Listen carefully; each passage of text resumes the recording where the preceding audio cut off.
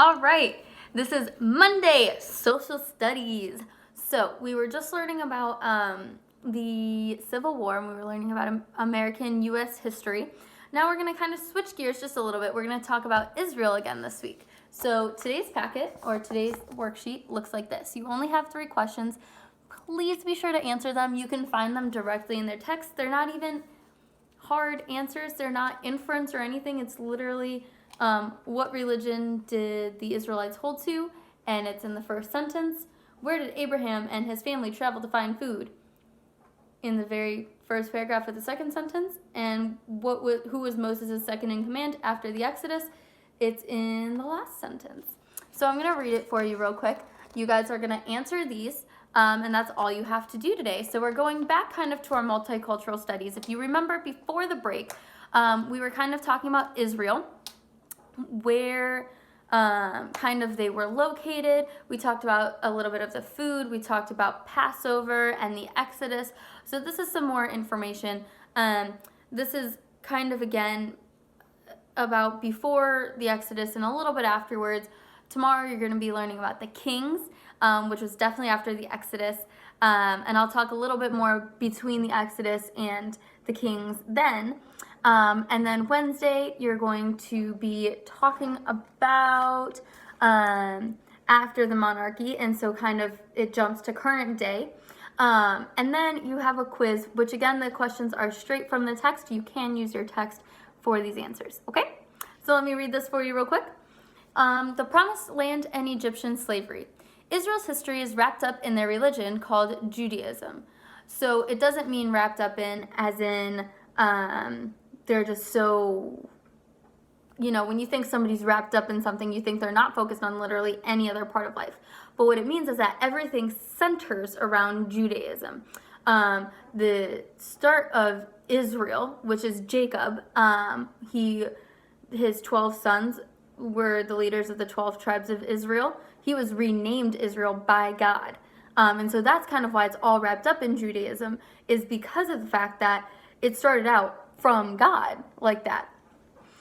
People who practice this religion believe that their God, Yahweh, God, guides them through time and directs them through life. According to the Jews who wrote the Old Testament book of Genesis, this history of Israel began when Yahweh told Abraham to leave the Mesopotamian city of Ur, so there's a city called Ur, and start a new nation around 1900 BC. So years later, Abraham arrived in the land called Canaan. This land would be called the Promised Land because Yahweh had promised this land to the Israelites. So that comes later after the Exodus. Eventually, Abraham took his family out of Canaan and into Egypt. So that's the story of Joseph. Joseph, they're in Canaan. Joseph gets taken to Egypt as a slave. He goes into Potiphar's house. He goes into jail. He's then over all of Egypt.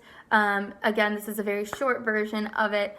And then when the famine comes and Joseph has prepared for this famine over everything, his family comes and he's like, I'm gonna test them, see if they've changed.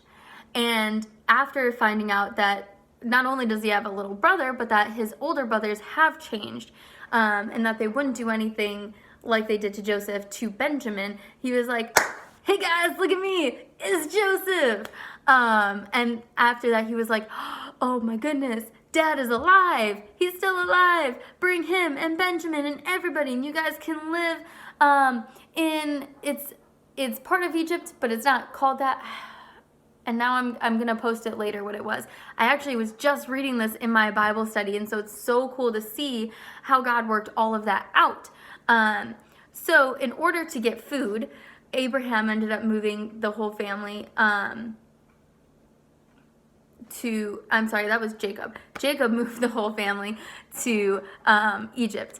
Over time, the Egyptians enslaved the Israelites and made them work for the Pharaoh after they got so powerful. And then they were like, oh, they're going to get powerful. We're going to make them slaves. Ha!